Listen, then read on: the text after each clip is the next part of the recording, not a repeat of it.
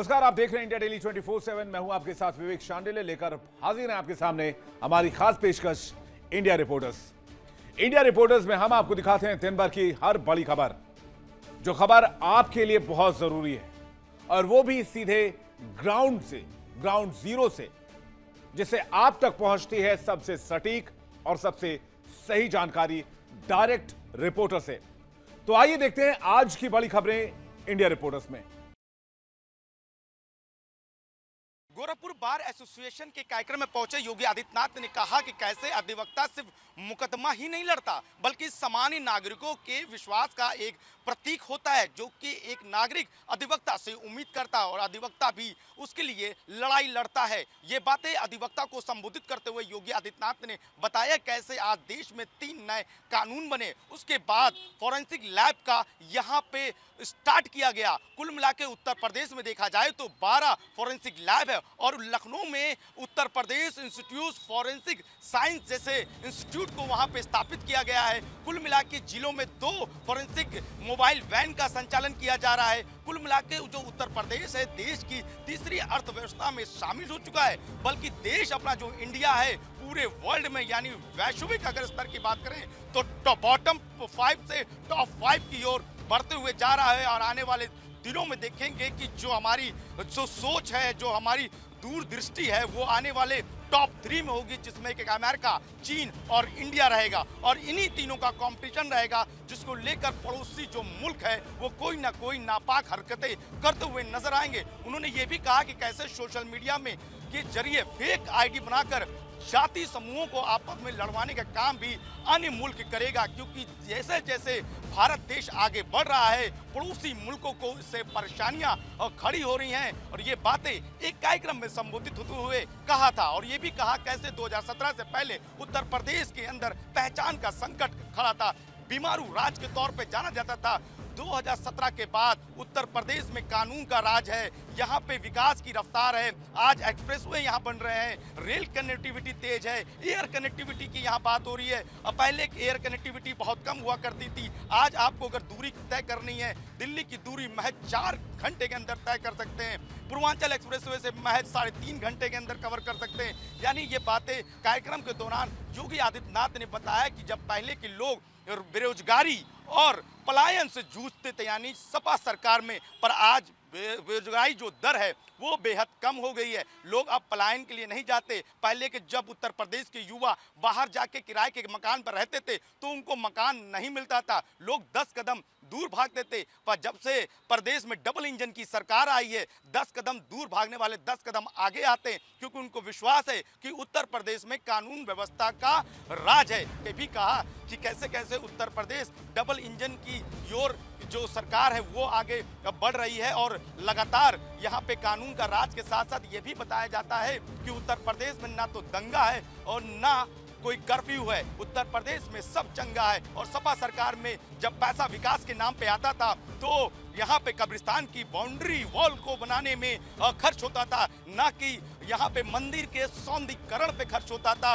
ये केवल एक मुस्लिम तुष्टीकरण की राजनीति सपा के सरकार में हुआ करती थी। और यहाँ पे जब आप देखेंगे आप कि आज की सरकार में यानी बीजेपी की सरकार में कांवड़ यात्रा धूमधाम से जाती है, जन्माष्टमी यहाँ पे होती है, रामनवमी यहाँ पे होती है, कहीं कोई किसी तरह का कोई बवाल नहीं, किसी तरह कोई भी दंगा नहीं, क्योंकि यहाँ पे उत्सव है, उत्सव का माहौल है। क्योंकि इससे पहले जब मुहर्रम हुआ तो लोगों ने कहा कि यहाँ शक्ति प्रदर्शन होगा, हमने सख्त पुलिस वालों को हिदायत दी, शक्ति प्रदर्शन नहीं, उत्सव होना चाहिए, उत्सव का माहौल होना चाहिए। और मुहर्रम के साथ साथ अन्य जो हिंदू पर्व के त्यौहार थे वो शांतिपूर्ण ढंग से यहाँ पे व्यतीत हुए। यानी ये बातें पूरी तौर से कहते हुए नजर आए योगी आदित्यनाथ कि कैसे अपना उत्तर प्रदेश तेजी के साथ, इंफ्रास्ट्रक्चर के साथ और अन्य व्यवस्थाओं के साथ आगे बढ़ रहा है। और अधिवक्ताओं को साफ तौर पर शुक्रिया अदा किया कि यही अधिवक्ता थे जिसने गोरखपुर की तस्वीर बदली। गोरखपुर में पहले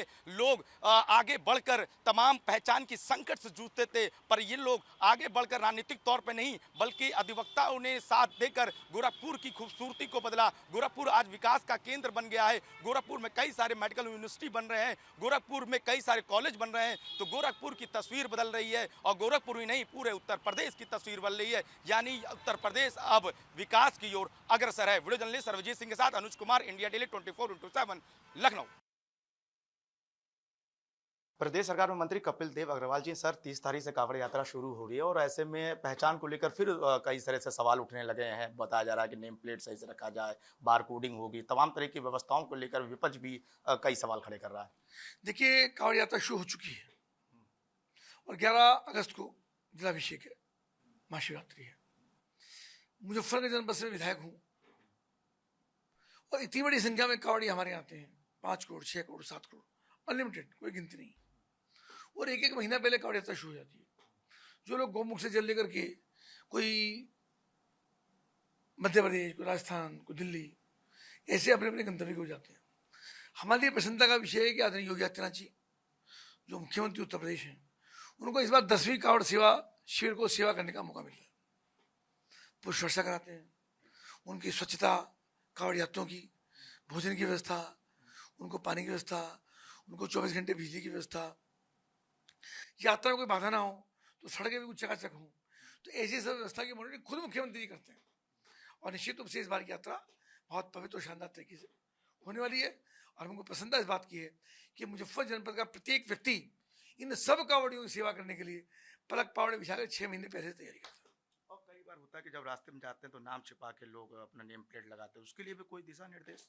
हाँ बिल्कुल, निश्चित रूप से गत वर्षीय दिशा निर्देश हो गए थे। चूंकि ये एक पवित्र मार्ग है, ये केवल कांवड़ मार्ग नहीं है, ये पवित्र मार्ग गंगोत्री जी, यमुनोत्री, गौमुख, केदारनाथ जी, बद्रीनाथ जी, लोग यहीं से जाते हैं। और जब तीर्थ पर जाते हैं परिवार के साथ तो उनको पता लगता है कि भोजन ढाबे वाला जिसका नाम शुद्ध वैष्णव ढाबा है, हमारा शुद्ध वैष्णव ढाबा, और अंदर नॉन वेज बेच रहा है, तो जब पता लगता है तो आपत्ति होती है, झगड़ा होता है और पवित्रता भंग होती है। स्पष्ट निर्देश बार है कि कोई भी दुकानदार, व्यापारी, होटल वाला अपना नाम छिपा करके रेस्टोरेंट नहीं चलाएगा, उसको अपना नाम लिखना पड़ेगा। अगर नॉनवेज कांवड़ तो नहीं बिकता, पर नॉनवेज बेचता है तो नॉनवेज को लिखना पड़ेगा कि मेरा नॉनवेज बिकता है, ताकि किसी प्रकार का विवाद का कारण ना बने। एक बार और कि सपा प्रमुख अखिलेश यादव बार बार इंडिया गठबंधन का सवाल पूछा जा रहा है, क्या कांग्रेस आपकी गठबंधन होगा कि नहीं होगा? एमआईएम के जो राष्ट्रीय अध्यक्ष हैं वो वैसी बार बार आह्वान करते हैं कि बराबरी की, हिस्सेदारी की बात करेंगे, दिल खोल के दरवाजा खोलें विपक्ष के लोग। तो कहीं ना कहीं ये भ्रम की स्थिति है और ऐसे में वो हंस के मुस्कुरा के कहते हैं हम बैठक करेंगे, बातचीत कर लेंगे। इंडिया गठबंधन की स्थिति क्लियर नहीं हो पा रही है। देखिए, सब जानते हैं राहुल गांधी क्या है, कितनी लगी उनकी है। अब होता क्या कि जमाना इस प्रकार का है कि निगेटिव लोगों को लोग पसंद करते हैं, तो राहुल गांधी को पसंद करने वाले अधिकांश रूप से वे लोग हैं जो एंटी सोशल एक्टिविटी में सम्मिलित हैं, सामाजिक, जिनका ताना बाना राहुल गांधी के कारण का बिखरा हुआ है। राहुल गांधी कैसी टिप्पणी करते हैं, कैसी प्रधानमंत्री की टिप्पणी करते हैं, कैसे संसद में उनका बयान रहता है और हमेशा धरना प्रदर्शन की बात करते हैं। अभी पार्लियामेंट चल रही है, पार्लियामेंट नहीं जाएंगे, डिबेट नहीं करेंगे, बोलेंगे नहीं और बाहर आकर धरना देने का काम करेंगे। तो मुझको लगता है यही बात राहुल गांधी की है और इसके साथ यही समस्या अखिलेश यादव जी की चल रही है। तो अखिलेश यादव जी उनके मित्र हैं, पहले गठबंधन कर रहा है, लेकिन दिल्ली में चुनाव तो गठबंधन टूट गया, अभी वेस्ट बंगाल में चुनाव हुआ तो गठबंधन टूट गया, बिहार में हुआ तो गठबंधन टूट गया। तो अवसरवादी गठबंधन है, जहाँ जरूरत पड़ेगी बैशाखी पकड़ लेंगे, जहाँ जरूरत पड़ेगी छोड़ देंगे। जनता सब जानती है, ये जनता पब्लिक नहीं है। आने वाले समय में इनको दुत्कार के बाहर करने का काम करेगी और जो थोड़ी बहुत इनकी अभी जमीन बाकी है उसको भी खिसकाने का हम लोग काम करेंगे। तो साफ तौर पे ये प्रदेश सरकार के मंत्री कपिल देव अग्रवाल का साफ तौर पे कहना है कि इंडिया गठबंधन में जो चीज दिख रही है वो साफ तौर पे अवसरवादी तौर पे देखा जा रहा है। वीडियो जर्नलिस्ट सर्वजीत सिंह के साथ Anuj Kumar, India Daily 24x7, Lucknow. 20 जुलाई को दिल्ली के जंतर मंतर पर हुए लाठीचार्ज का पूरा मामला सुप्रीम कोर्ट पहुंचा, जहां मंगलवार को सुप्रीम कोर्ट ने सुनवाई करते हुए साफ तौर पे ये कहा कि पुलिस जांच करे लेकिन एक्शन न ले। इसके साथ साथ सुप्रीम कोर्ट ने 8 राज्यों को नोटिस भी जारी कर दिया। हालांकि बात की जाए इस पूरे मामले की तो जंतर मंतर पर हुए लाठीचार्ज का जो मामला था वो सुप्रीम कोर्ट पहुंचा था और मंगलवार को सीजेआई सूर्यकांत ने जब इस पूरे मामले की सुनवाई की तो उसमें साफ तौर पे सुप्रीम कोर्ट ने ये कहा कि शुरुआती दौर में ये पूरा आंदोलन शांतिपूर्ण तरीके से चल रहा था, लेकिन अचानक एक दिन हिंसा हो गई। इस हिंसा के पीछे कई कारणों का हवाला देते हुए सुप्रीम कोर्ट ने कहा कि सबसे प्रमुख 2 कारण इस हिंसा के पीछे हो सकते हैं। पहला, पुलिस ने ज़रूरत से ज़्यादा सख्ती की, और दूसरा, इस प्रदर्शन में शुरुआती दिनों के बाद कुछ ऐसे लोग शामिल हो गए जिन्होंने हिंसा का रास्ता अपनाया और हिंसा की। ये तमाम चीज़ों का जिक्र करते हुए सुप्रीम कोर्ट ने साफ तौर पे ये कहा कि एक ऐसा प्रोटोकॉल बनना चाहिए जो भविष्य में जवाबदेही तय करे। अगर ऐसा प्रोटोकॉल बन जाता है तो ज़ाहिर तौर पे आने वाले भविष्य में इस तरीके के प्रदर्शनों को लेकर जवाबदेही तय आसानी से की जा सकती है। वहीं याचिकाकर्ता के वकील ने साफ तौर पर कहा कि जंतर मंतर पर उस दिन आंसू गैस के गोले छोड़े गए, लाठीचार्ज किया गया और तमाम जो चीज़ें की गई। इसके अलावा याचिकाकर्ता के वकील ने साफ तौर पर यह भी कहा कि पुलिस डिजिटल टेक्नोलॉजी के जरिए जो है वो तमाम लोगों की पहचान कर रही है और उनको जो है वो सार्वजनिक भी कर रही है। ऐसा करने से पुलिस को बचना चाहिए। इसके पीछे के कारणों का हवाला देते हुए याचिकाकर्ता के वकील ने कहा कि प्रदर्शन में कई नाबालिग भी शामिल थे और ऐसे में नाबालिगों की आइडेंटिटी को शो नहीं किया जा सकता और पुलिस ऐसा ना करे। जिसके बाद जो है वो सुप्रीम कोर्ट के एक और वकील थे, उन्होंने साफ तौर पे कहा कि बिहार में प्रदर्शन के दौरान पुलिस ने 13 साल के बच्चे को भी पकड़ लिया था। तो ऐसे में अगर नाबालिगों को पकड़ा जाएगा तो ये कहीं ना कहीं गलत मैसेज जो है वो समाज में जाएगा। जिसके बाद जो सुप्रीम कोर्ट थी उन्होंने इस पूरे मामले की सुनवाई की। सुनवाई करते हुए आगे जो है साफ तौर पे सुप्रीम कोर्ट ने 8 राज्यों को नोटिस जारी किया और जिसमें जो है अगर बात की जाए उत्तर प्रदेश, गुजरात, असम और जो तमाम दूसरे राज्य शामिल थे जिनको सुप्रीम कोर्ट ने नोटिस जारी किया। फिलहाल अगर बात की जाए सुप्रीम कोर्ट ने साफ तौर पर यह भी कहा कि 20 जुलाई को दिल्ली के जंतर मंतर पर जो लाठीचार्ज हुआ, जो आंसू गैस के गोले छोड़े गए, जो पत्थरबाजी हुई, उनमें बहुत से लोग घायल हुए जिनका इलाज चल रहा है, जिनकी कई वीडियोस, कई तस्वीरें सामने आई थी। हालांकि सुप्रीम कोर्ट ने यह भी कहा कि इस प्रदर्शन के दौरान जो लाठीचार्ज हुआ, जो आंसू गैस के गोले छोड़े गए, जो पत्थरबाजी हुई, उसमें कई पुलिसकर्मी भी गंभीर रूप से घायल हुए। इसके अलावा कई मीडिया कर्मियों को चोटें भी लगी। इसके अलावा ये भी कहा गया सुप्रीम कोर्ट की तरफ से कि जो कई ऐसे जो जख्मी भी थे जिनकी आंखों में भी जो है वो चोट लगी है। इन तमाम चीज़ों को लेते हुए ही सुप्रीम कोर्ट ने 8 राज्यों को नोटिस जारी कर दिया है। फिलहाल अब ये देखने वाली बात होगी कि सुप्रीम कोर्ट ने जिस तरीके से प्रोटोकॉल बनाने की जो बात कही है वो कितनी कारगर साबित होती है आने वाले भविष्य में जवाबदेही तय करने के लिए। वीडियो जर्नलिस्ट रविंदर के साथ रजनीश शर्मा, इंडिया डेली, दिल्ली। पाकिस्तान अधिकृत जम्मू कश्मीर यानी पीओके में हालात लगातार बिगड़ते जा रहे हैं। कभी महंगाई के खिलाफ आंदोलन, कभी बिजली और आटे की कीमतों को लेकर प्रदर्शन और अब राजनीतिक अधिकारों को लेकर सड़कों पर उतरी जनता। इन सब के बीच एक सवाल उठ रहा है, क्या पाकिस्तान अपने ही कब्जे वाले इलाके पर पकड़ खोता जा रहा है? पिछले कई हफ्तों से मुजफ्फराबाद, रावलाकोट, कोटली, मीरपुर और भीमभर समेत कई इलाकों पर हजारों लोग सड़कों पर है।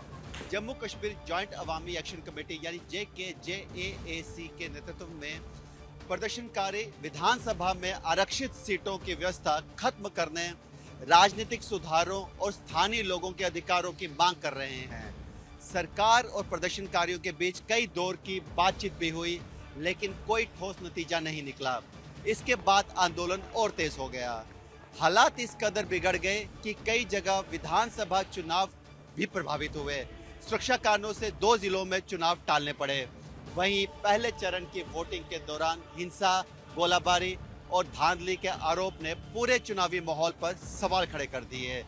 एक राजनीतिक कार्यकर्ता की मौत भी हुई और कई लोग घायल भी हुए हैं। प्रदर्शनकारियों का आरोप है कि इस्लामाबाद उनकी आवाज दबाने की कोशिश कर रहा है। उनका कहना है कि स्थानीय जनता को राजनीतिक प्रतिनिधित्व, संसाधनों पर अधिकार और बुनियादी सुविधाएं नहीं मिल रही हैं। दूसरी ओर पाकिस्तान सरकार कानून व्यवस्था बनाए रखने के लिए अतिरिक्त सुरक्षा बल तैनात कर रही है।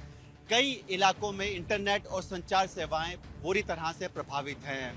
विश्लेषकों का मानना है कि यह केवल आर्थिक संकट का मामला नहीं है, यह पाकिस्तान अधिकृत कश्मीर में शासन व्यवस्था, राजनीतिक अधिकारों और जनता के में बढ़ते असंतोष का संकेत भी है।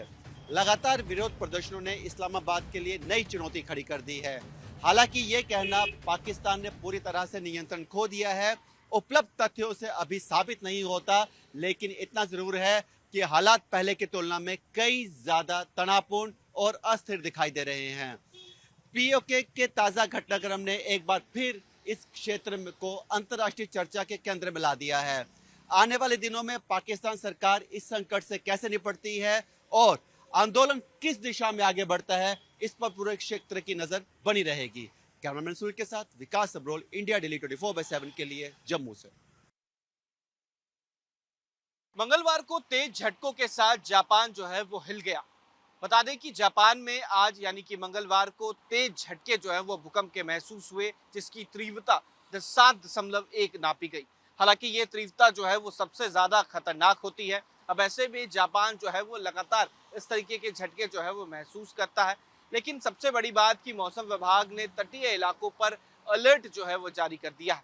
जापान के कई ऐसे तटीय इलाके हैं जहां पर 1 मीटर से ज्यादा तेज ऊंची लहरें और सुनामी आने का शंका जो है वो बन चुका है। एक तरफ जापान सरकार ने इसको लेकर अलर्ट जारी किया है, वहीं दूसरी तरफ जापान एक ऐसा राज्य है जहां पे हमेशा भूकंप के झटके जो है वो महसूस किए जाते हैं, क्योंकि रिंग ऑफ फायर जो इलाका है वहां पर जापान जो है वो स्थित है। इस वजह से कई जगहों पे टेक्टोनिक प्लेट्स जो है वो आपस में टकराते हैं और इस तरीके के घर्षण की वजह से भूकंप के झटके जो है वो यहाँ पर नजर आते हैं। अब ऐसे में जापान में जब भूकंप के झटके और तीव्रता 7.1 नापी गई तो मौसम विभाग ने समुद्र और खासतौर पर तटीय इलाकों पर अलर्ट जारी कर दिया। हालांकि इसके झटके जो है वो हिरोशिमा और तमाम अलग अलग जगहों पर जो जापान के हैं वो मिले। इस दौरान जो मौसम विभाग है उसने ये बताया कि समुद्री तटीय इलाके पर जो टेक्टोनिक प्लेट्स टकराए हैं उस वजह से जो भूकंप का केंद्र है वो समुद्र के नीचे है और इस वजह से जो पानी की लहरें हैं वो काफी तेज हो जाती हैं। और इंडिया रिपोर्टर्स में फिलहाल इतना ही। वक्त एक छोटे से ब्रेक का है, बने रहिए हमारे साथ, जल्द वापस आ रहे हैं। देखिए इंडिया डेली 24/7 अब आपकी स्मार्ट टीवी पर। इंडिया डेली मौजूद है सभी डिजिटल प्लेटफॉर्म पर लाइव और लगातार। इंडिया डेली 24/7 हर दिन राष्ट्र को समर्पित।